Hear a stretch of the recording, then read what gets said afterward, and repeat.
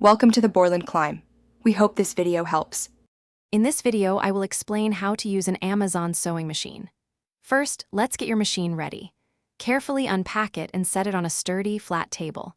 Connect the power cord to an outlet and plug in the foot pedal. Take a moment to locate key parts like the needle, the presser foot, and the bobbin compartment. Having your bobbins, a few different needle sizes, and a spool of thread nearby will make the next steps much smoother. This initial setup is crucial for a successful sewing experience.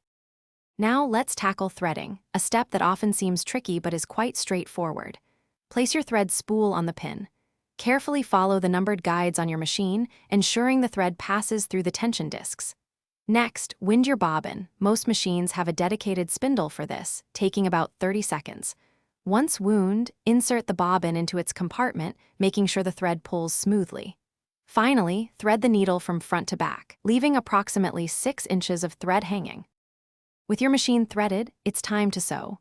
Start by selecting a basic straight stitch, usually stitch number 1, and set your stitch length to around 2.5 millimeters.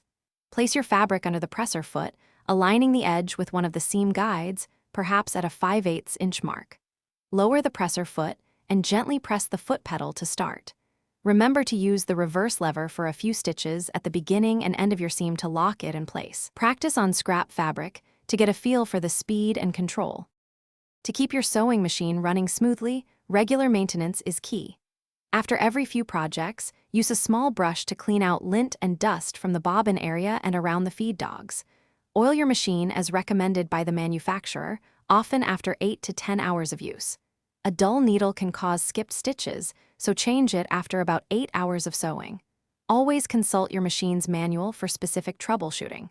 Finally, cover your machine when not in use to protect it from dust and ensure its longevity. Thanks for watching.